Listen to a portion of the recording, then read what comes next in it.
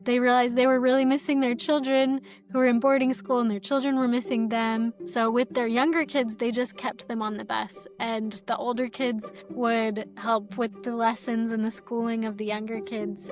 They learned together and grew together on the bus. You know, in education, we feel like you have to follow the crowd. You have to do what everyone else does. And to see them realize that isn't actually the best way. Just because everybody else is doing it that way doesn't mean that that's the best way. Saying those words was a really spiritual experience for me, where we could do these things together, learn together, and build relationships as a family, but also build relationships with God. And I feel like that's one thing that music has done a lot for our family, is it connects us to God as it connects us together. What if I told you that a story could teach your child more history, science, math, and literature than a year of textbooks? Welcome to the Story Schooling Podcast. I'm Angel Selden, author of Curiouser. And I'm Sandy Fouts, co-founder of Wonder While Learning. Christina, so good to see you. Hello. Christina is going to tell us all about her musical family and how they've been inspired by the Von Trapp family singers. And Sandy and I and Christina are all excited to dissect that whole real world experience. Welcome, Christina.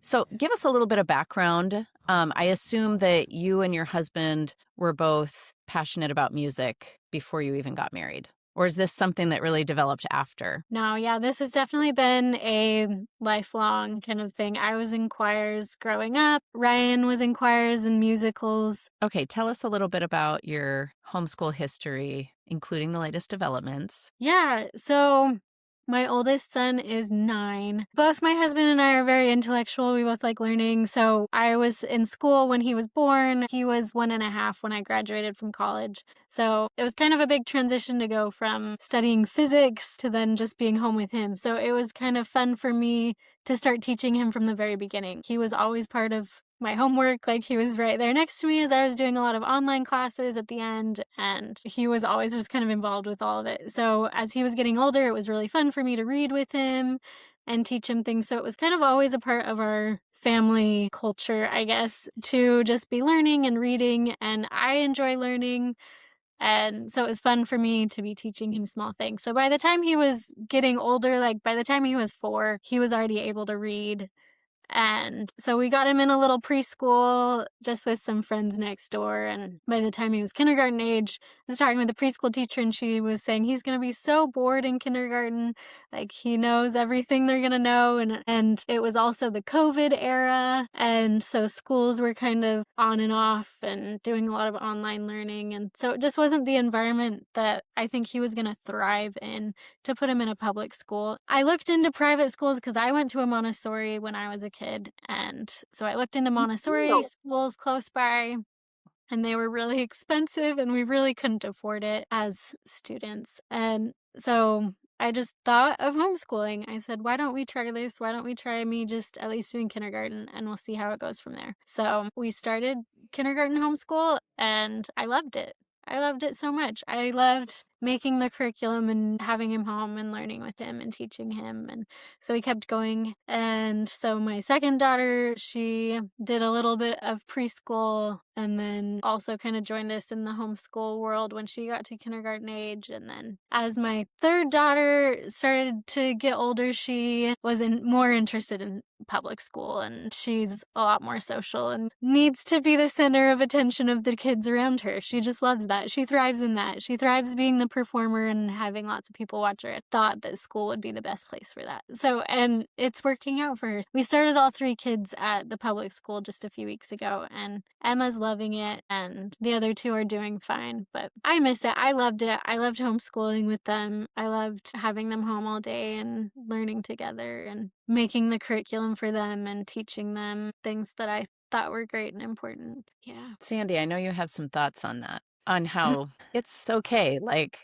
Keeping them home isn't our religion. Yes. I love that what you've shared is that you've created a culture within your family of learning. From the time your first child was born, sometimes we don't even think to teach them or to think that they're capable of learning until kindergarten. But obviously, the greatest time to teach children, like they're little sponges, and from the time that they're born, they're absorbing their environment. And so, reading to them and learning with them. I was actually picturing, as you were talking about, you doing your college level classes, just explaining it to your 1-year-old, and while they may not grasp the concept of physics, it's just the act of creating that culture within your home. And that doesn't change because that they go back into the public school setting. Like, that culture is there within the home, and they're just getting a different experience right now. And that may last for a long time, and it may be short term. And individualizing your kids' education is what I'm most passionate about, is knowing that you have options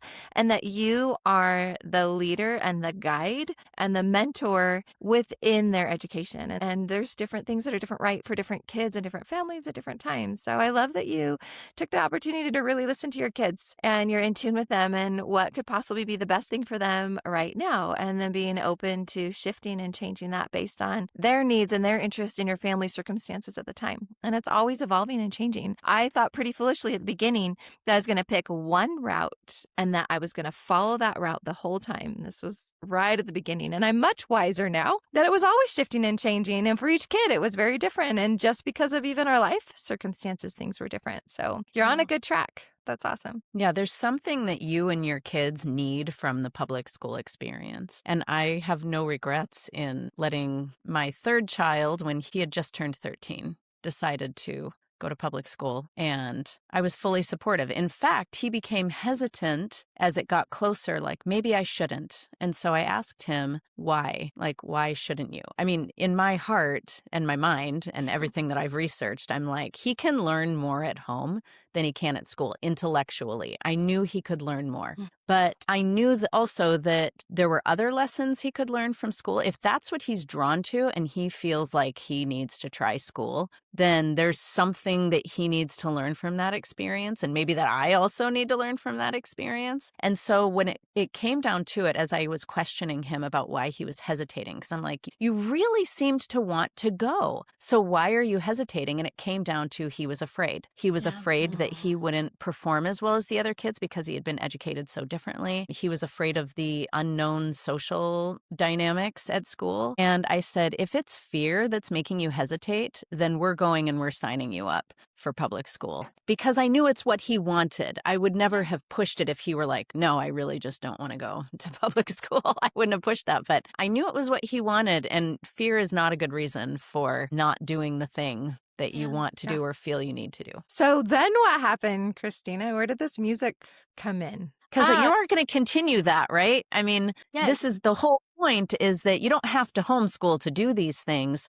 but you can. I mean, this can be the meat of your curriculum, And so this is continuing, even though they've transitioned to public school for a time at least, that you are continuing this family music project. Yeah. So tell the story of how did this even start, doing this with the family?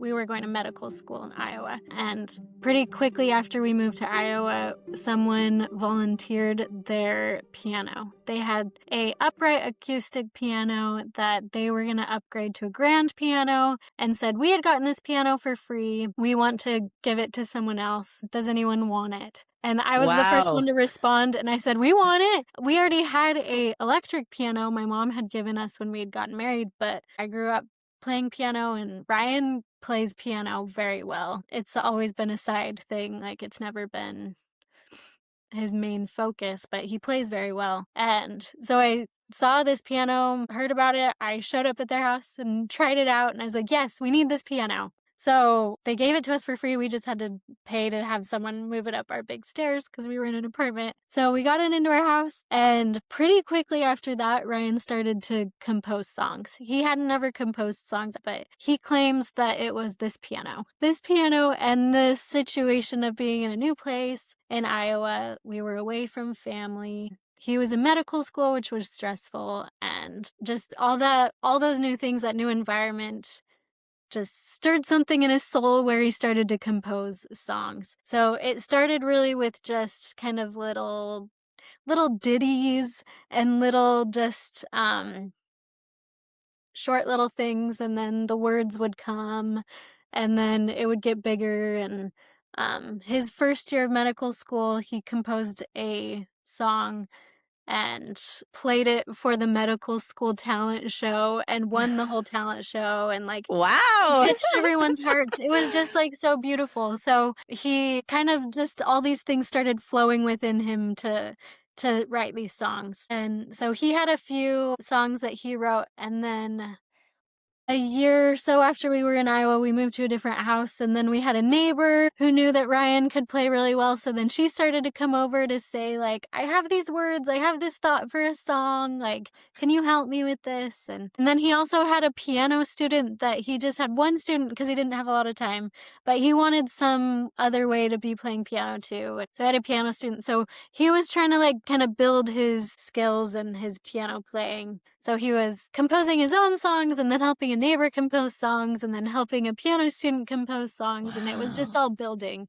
And it was really fun to watch. Feel like it's that whole idea of when the student is ready, the teacher will appear. This is a talent that he was ready to develop. So he had all these opportunities to help other people compose to help him develop this talent. I love that. Yeah, it was great. It was really fun. And it's still fun. Like, it's still building. Like, he's still working through it all and still writing new things. And so the kids have just been surrounded by it their whole lives. Like, they don't realize it's special yet. Yeah. He's been writing and composing and playing songs. Like, each of the kids have their own little song that he's written for them with their name and like little nicknames for them. And so they've been surrounded by it their whole life in his music. And it's kind of just been a convenient thing that I like to sing. So he likes to play and I like to sing, and it's worked out for us. Can you give a little background on like what was his exposure when he was younger that brought this into his life? And also what was your exposure when you were younger that brought this love of music into your life? Yeah, we can go back really far. So Ryan's grandpa was a musician, and so Ryan's mom grew up with music in her home as well. So Ryan grew up taking piano lessons and playing piano. He was also in plays and musicals. Yeah, he loved his piano teacher. His piano teacher, he played the piano at our wedding. So, like, we're still connected Wow. with him and still talk with him. I had a lot of opportunities as a child to sing and play at church. What have you seen in your children that they have, how being immersed in yours and Ryan's passion for music, like how that's affected them? So, Everett, from a young age, he's my oldest. He was very interested in anything that Ryan did. He loved anything Ryan did. And so he liked to sit at the piano next to Ryan and pound on the keys next to Ryan. And the other kids did too, but especially Everett. And so just since Ryan was doing things, Ryan would teach him a little bit at a time about the different things. So Everett picked up on the piano and was just interested. He was like, teach me more, teach me more, teach me more. Like, I want to know how this works. And he really enjoyed learning that with Ryan, that was a fun, like, connection thing between the two of them. So is it unifying? I love that because he wanted to emulate his father. He obviously had a connection with him, and how pursuing the same interest together has been unifying for them, and it's continued to develop that bond. Yeah, it's really fun. So even now, right, they play the organ together at church. Like, Everett pushes the stops for Ryan when Ryan's playing the organ, and that's something that still connects them. And now Everett is starting to play the top hand on some organ songs, while Ryan will play an extra little bit at the bottom, and it's a fun thing to connect them. It's really fun to watch. I love that. I think that's a great approach no matter what you're learning is here, just start with like a little job, and it's a real job. So Yeah. I have a section in my book, Play at Grown Up Work, or Yeah. that's the working title, or it might be Play in Grown Up Spaces. But he's having a little part in something that is real. Like this is a real part of the grown-up world is you play the organ at church and he's helping out in little ways. And at first it was just, you said the stops or the pedals? Yeah, just Or the pushing the stops? stops. Just pushing the stops. Like give him a simple job, but this is real work. that needs to be done, and his dad would have to do it if he didn't. So it gives him a real sense of purpose and feeling of grown-upness. And now he's progressing to just doing the top hand. What a beautiful way to learn a skill. This isn't just piano. Anything that we talk about on every podcast, it's not about that learning that thing, that skill. That it's so much greater than that. And actually the lessons that are learned from that and the growth that happens and the relationships that are unified and solidified are the more important skills and that can be applied to anything they go into. I was just thinking what the alternative to that would be. Like, what's the fake environment that sometimes we create? Recitals are wonderful. But this takes it to the next level of realness. Like, this is a job. Actually, a kid could say, I refuse to participate in this recital. And guess what? The recital would go on without them. They're not actually needed. Okay, so technically they're not actually needed to play in church, but somebody would have to take their spot. Ryan would have to push those stops in if Everett didn't. Whereas they wouldn't have to in a recital situation. We got to find somebody to fill in for this kid because we need this kid, in this spot. Yeah. And it's for the parents who know that they're students. And again, that's wonderful. I'm not putting those down. But how can we take it to the next level and give them more real experiences for a real audience, that's not just there to, we're just being supportive of these sweet kids who are learning music, The next thing I wanted to point out was that your child started asking questions. And then that really developed into him doing more and more and more. And so tuning into those questions and not pushing them aside. Sometimes we get distracted as parents and push our kids' questions aside or make them a curriculum for it. That's a homeschool way. Ooh, you're interested in that? I'm going to develop a whole curriculum for it. When really what they want to know is the answer to the question that they asked and showing them and helping them think about those things instead of making it our question and our project, but just really leaning in and listening to their interest and their curiosity of exactly where it's at, and then allowing that to grow and develop so that you're not putting your project on them and putting words into their mouth, but allowing that curiosity to grow through their own questions. And you don't have to sign them up for lessons right away. It's like, you're interested in piano? Let's sign you up with a teacher and get you some formal lessons, Sandy's shared a couple of stories about that already. Yeah. Go ahead, Christina. That same idea has been interesting as I watch each of my kids grow up is that Everett's the oldest and he was the one who's like really eager and interested in all these things. And so as Charlotte was getting to that age, who's my second, I was kind of waiting for her to get interested in the same things, like waiting for her to want to do the same things Everett did. And she never did. Like it never came. And so I was like, should I push this on her? Like, does she just want to do something else? And like, as a parent, sometimes it's confusing. And I don't know, like it takes a minute for you to take that step back and say, you know what?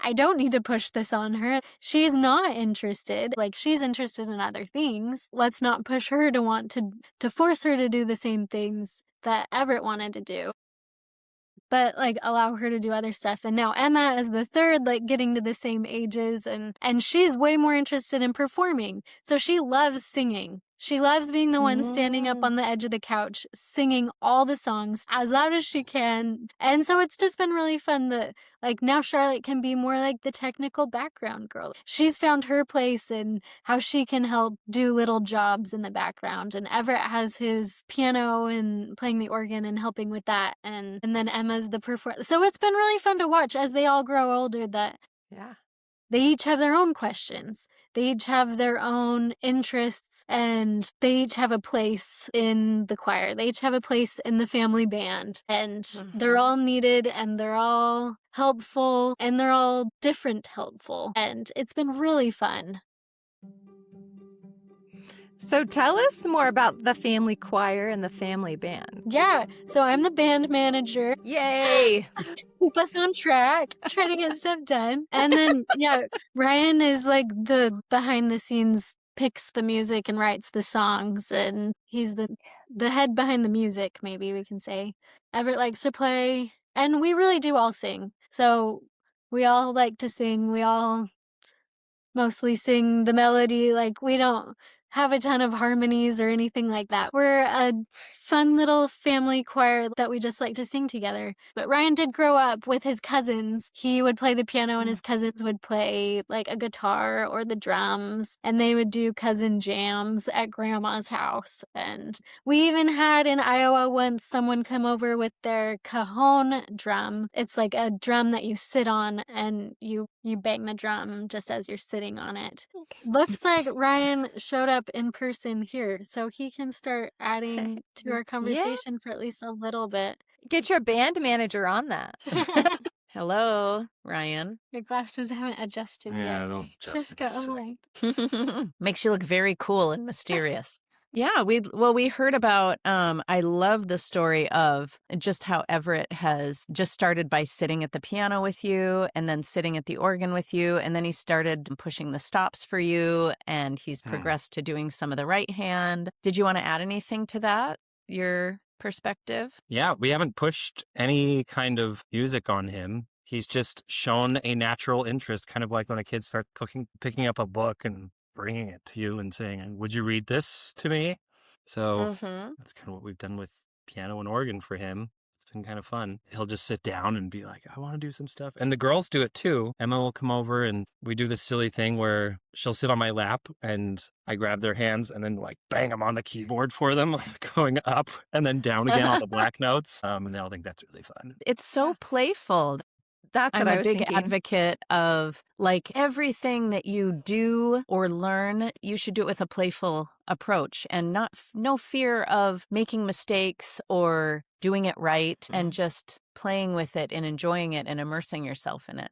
That's beautiful. So I had a question. I was curious, when you were a kid, Ryan, was music ever pushed on you? And what was that like if it was? Or was there any time when you Sure. became disinterested in music? Well, yeah, I've had quite a journey. So I did have piano lessons that were more formal and structured, and I did chafe a little bit at that. I liked the piano, but I also didn't like that every single week I had to show up and have one scale and one song out of this book and one song out of this book and one song out of this other book. And so sometimes I wasn't the best at practicing, and I got really good at improvising based on, didn't do anything the week before. And so when I showed up to my lesson, I just gave it a nice second try.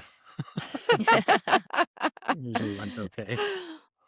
And then I did quit, and then I decided to go back. The teacher I went back to was really good, and he has a big focus on trying to just have music be... He still has some of those structured parts, but we also did things like, okay, I want you to try to like identify the chords in this and then play like your own stuff in the middle of it. And so that's kind of how I started getting some more of that less structured music type thing. So there were still some fundamental like key things that I would practice, but became a lot more fun after that. He was very open to me being like, I have this piece I want to do. Could I do this? And he'd be like, yeah, of course. Let's do that instead of something else. Yeah, that would be starting with the whole, starting with something that the child is interested in, a whole piece they're interested in playing. And then you can pull the lessons from that, like the fundamentals from that even. Yeah, and he'd say like, see, look, the first chord you play, it's almost always like the dominant first chord. And then like the last chord you play, it's almost always the dominant first chord in every song, including this one.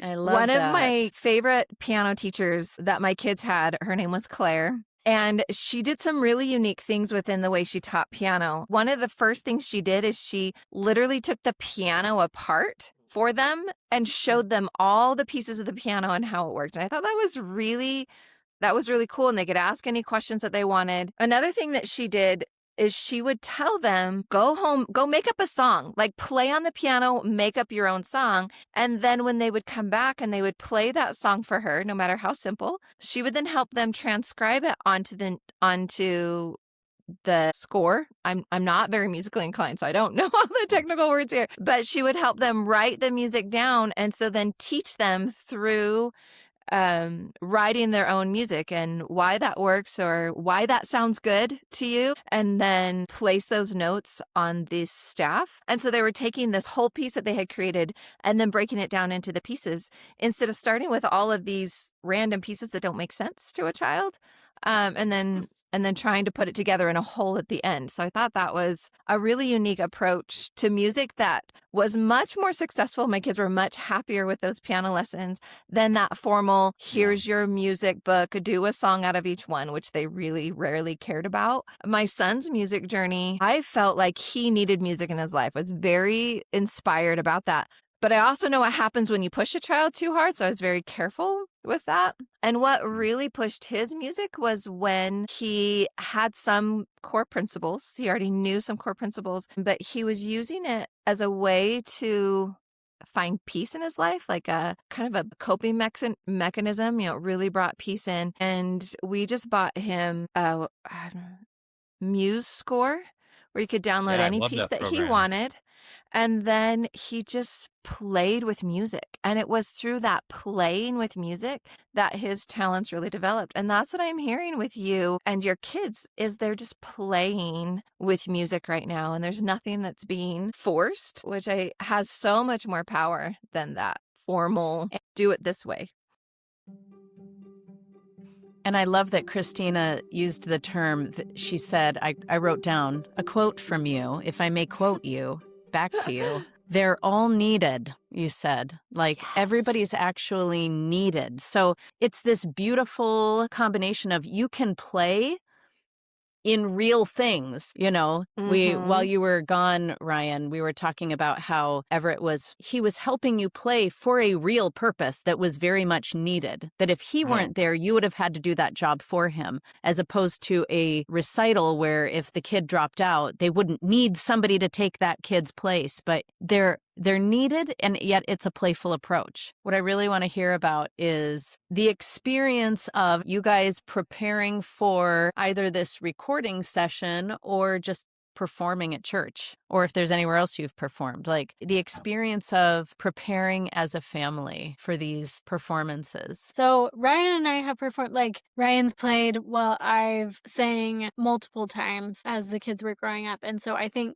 kind of one of the first times where the kids joined us in singing was we performed this song called Nothing's Too Hard for the Lord. And I just remember learning that song together with the kids. And it was sung by kids in the recording, so we would listen to it together in the car and around other places. And so the kids had heard it a lot. And then we said, we're going to sing this song in church and let's practice it together for us. And the words of the song are just really sweet, that it says I know I'm a small one, I'm only me, but the Lord can do anything with me. I just remember learning those words together and hearing the little young child voices saying those words was a really spiritual experience for me, where we could do these things together, learn together, and build relationships as a family, but also build relationships with God. And I feel like that's one thing that music has done a lot for our family, is it connects us to God as it connects us together. And I don't want to turn your podcast into a spiritual thing, but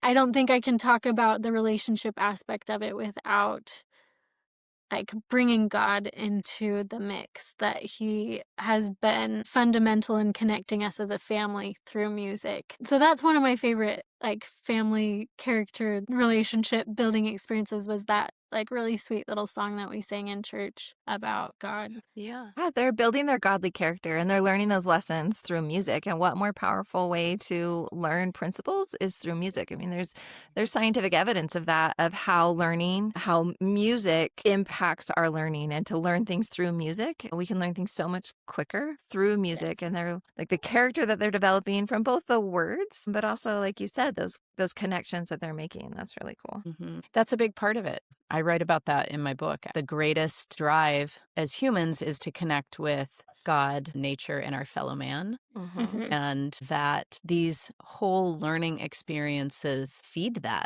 those connections.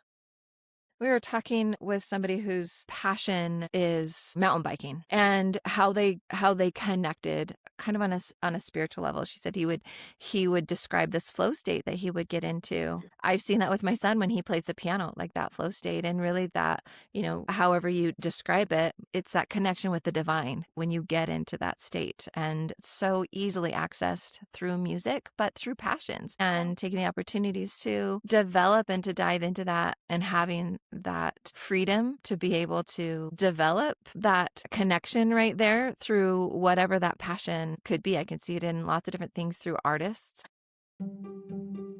Angel told me that you connect really well with the Von Trapp family story. Yes. and their experiences and what music did for them and the journey that it brought them on. So I would love to hear a little bit more about your thoughts and the connection between the two. So I just saw the book, The Von Trapp Family Singers, like on a book list from the library. I didn't go searching for it, but when I found it, I loved it. I started reading, and then I wanted to read all the books that Maria Von Trapp ever wrote. And then I found another book by the oldest daughter.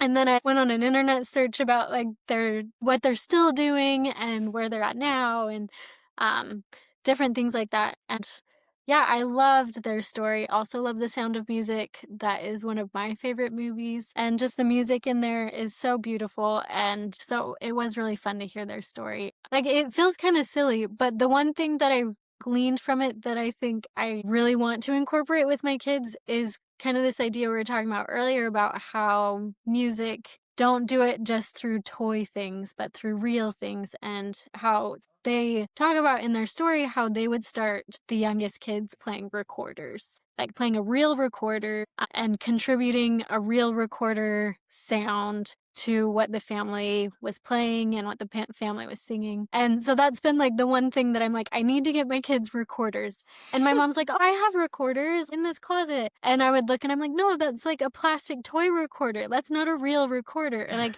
other friends would be like, oh yeah, I have a recorder. Like, and you would see the plastic ones. And I was like, no, like the real instrument. The Well, I've real never seen a woman. non-plastic one. What Well, are they? I guess they could be plastic still, but not like the toy plastic, like a Yeah. real plastic. Wood.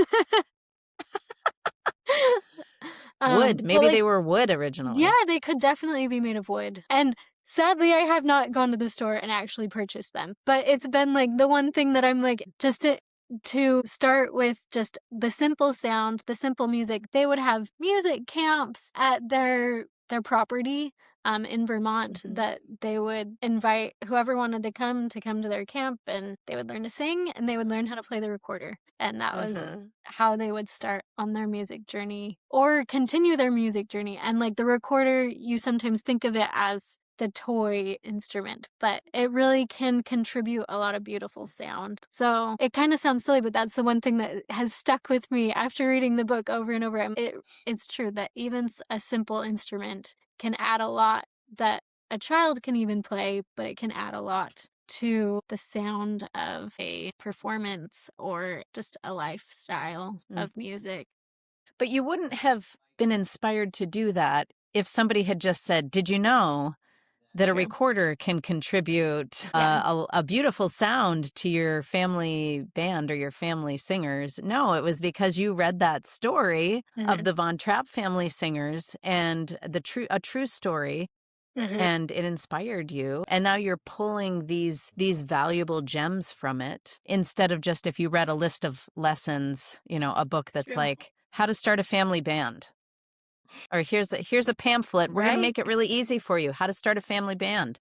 Step 1, start singing. Step 2, buy recorders for your kids. Real recorders, not fake ones, not toy ones. That's something cool about their story, too, is that they didn't start out as a singing family. Like, they started out as a very wealthy family where he was a Navy admiral, and then just overnight they lost all their money and they needed to find a way to continue to live. And so a friend said, I've heard you sing. You guys can sing. And so it was already part of their family culture. It was already something they were already doing that they already loved. And they were like, we can't do that to make money. That's not why we're doing this. Like, we're not singing to make money. And then when they did lose all their money, they said, well, we can try. We'll start singing one, like we'll do one concert and we'll see how it goes. And then it went well. And so they're like, okay, maybe we can do another concert. And it just kind of grew to be what they did, but it didn't start that way. And I feel like that's kind of where we're at too. Like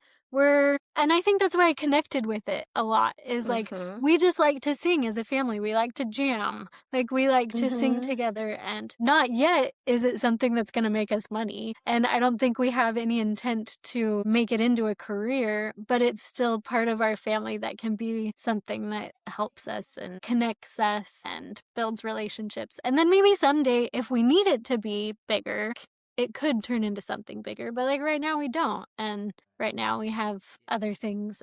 I don't know. I did really like their story. Like I feel like I really did connect to it. Yeah. What yeah. inspired me about their story was how they used this gift or this talent that did start out as play, but they used it so much to bless the lives of other people. Even when they leave their country and they have this tour in America and they learn of the desolation that's happening in their home country. And so while they're on tour, they're touring in this bus because they're a large family. So they tour in this bus, and everywhere they would go at the end of their concert, they would ask for donations that they would then send back to their home country. And so their country was blessed by their talents and gifts, and they always continued. It was always about, they just loved to use it as a way to serve and bless other people. And their intention wasn't monetary. It was just something they did, and it just kept becoming a way that they would bless people, which in turn blessed their own lives as it developed. And there's a lot of that within the story of how they continued, because then they created this camp, like you said, where they would bring families there,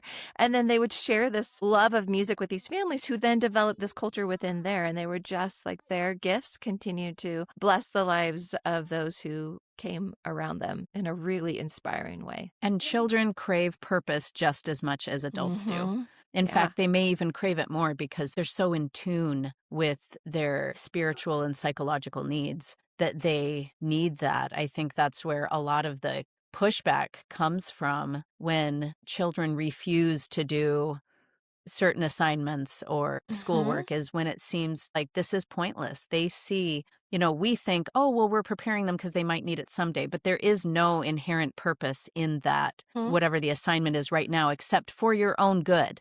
But children want to be needed, just like you said, Christina. They're all needed, and that is so motivating for a child. Everett's really needed. Somebody needs to push those stops on the organ. Somebody needs to play the right hand, and we're giving the children an opportunity to have a part in that, to have a purpose. It's a powerful motivator. I think one other cool thing about their story that I'm just remembering is that when they first came to America, they had at least one young child or maybe two who were still school age. And so they found a local school in New York City, and it was a boarding school, and they sent their youngest children to boarding school because that was the expectation, like your kids go to school. But then by kind of the end of their tour, within a few years, they realized they were really missing their children who were in boarding school, and their children were missing them. And so with their younger kids, they just kept them on the bus, and the older kids